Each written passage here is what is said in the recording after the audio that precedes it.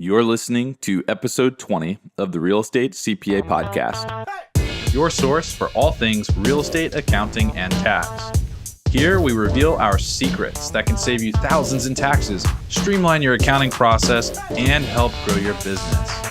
Stay tuned to hear insightful interviews with industry experts, successful real estate investors, and current clients on what strategies they use to grow their business and how they steer clear of Uncle Sam. All right, everybody. Hope you're having a good day. Thanks so much for joining me today on another episode of the Real Estate CPA podcast. I'm your host, Brandon Hall. Today, we're going to be talking about accredited investors. Relatively short podcast here.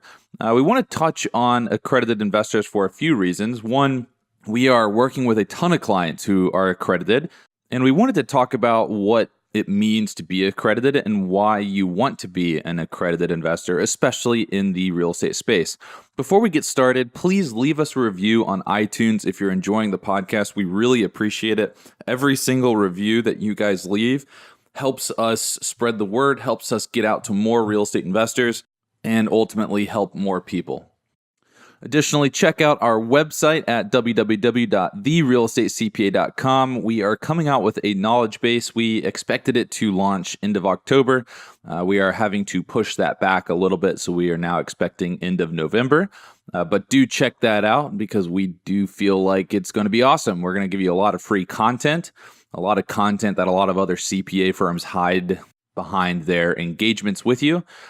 We just want to give it all to you for free. We feel that tax strategy should be more about timing and understanding how to piece the puzzle together, not educating you on what a real estate professional is or what any of these tax strategies are. So keep an eye out for that knowledge base to drop. It should be pretty hard hitting and should be pretty awesome once it does. So why do we even have accredited investors in the first place? The purpose is to allow companies to offer securities to sophisticated people. And accredited investors are deemed more sophisticated people because they have figured out a way to earn a lot of money or build a high net worth. Therefore, the assumption is that that person is more sophisticated than somebody that might be working a job and only earning, say, $40,000 a year. So rules for investing in these private funds, these private offerings that generally carry a lot more risk than investing like in the open market in Apple stock, for instance. To invest in those private securities, that's where the term accredited investors came up and the definition and the rules surrounding accredited investors, so that people that were investing in these securities had more sophistication, or at least were deemed to have more sophistication, right? Obviously, there are some actors, professional sports players that are all accredited investors just based on their earnings alone, but some of them are probably not sophisticated enough to be investing in these types of deals, these private offerings.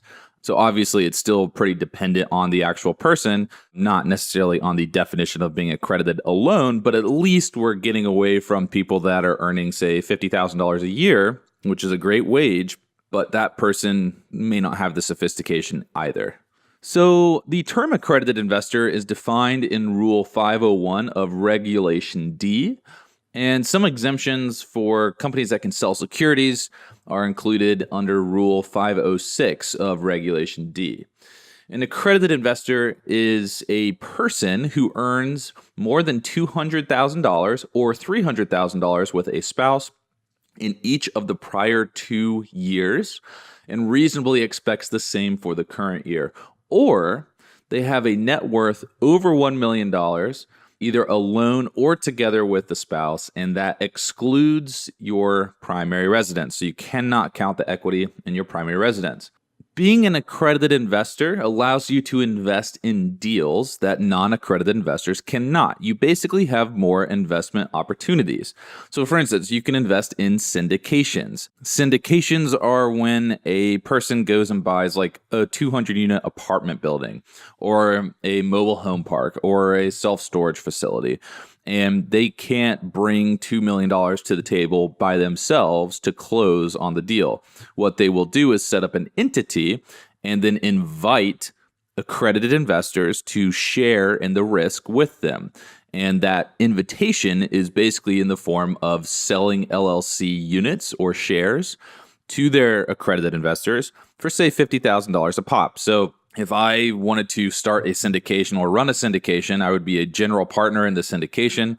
I would say I need $2 million to close on this property and build in a little bit of a CapEx reserve there.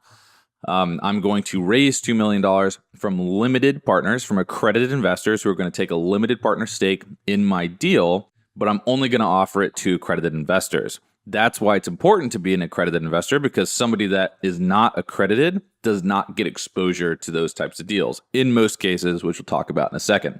Most of these syndications will ask that you self-certify that you are accredited, or that you get your CPA to certify that you are an accredited investor. So really good reason to work with a CPA there, because if you're interested in these syndications, most of them will be asking for a CPA certification that you are accredited.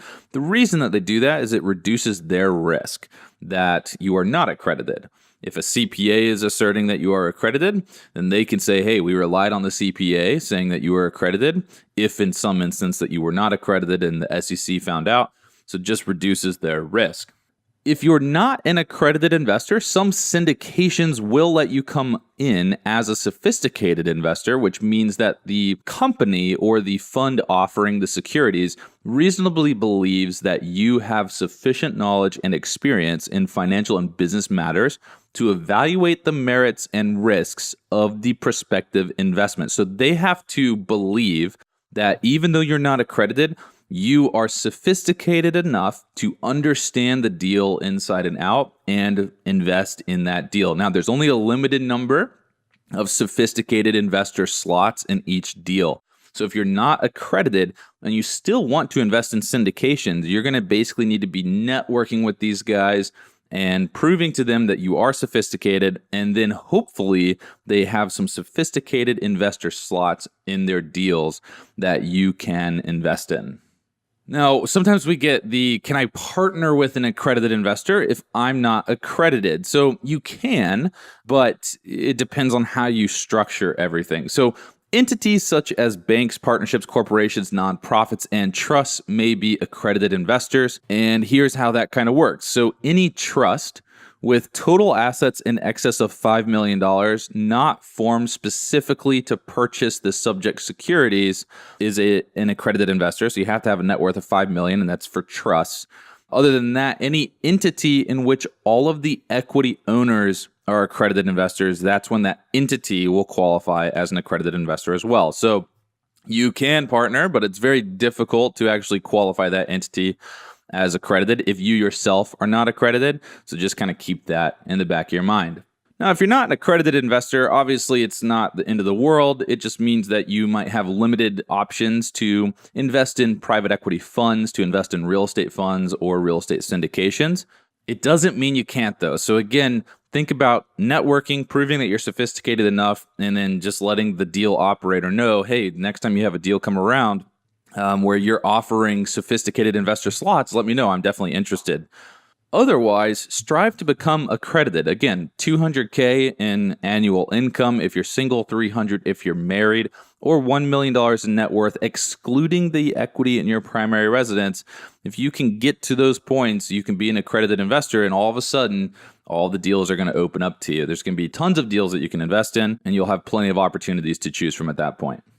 Well, like I said, today's episode was short, so thanks a lot for listening. Hope you have a good week. Thanks for listening to today's show. If you enjoyed the show, please find us on iTunes and leave us a review. You can also email us at contact@therealestatecpa.com with any feedback or topic suggestions. We are always taking on new clients, and with the new tax laws in play, you really don't want to navigate this alone. Let us help you save money on taxes and with your accounting and CFO needs.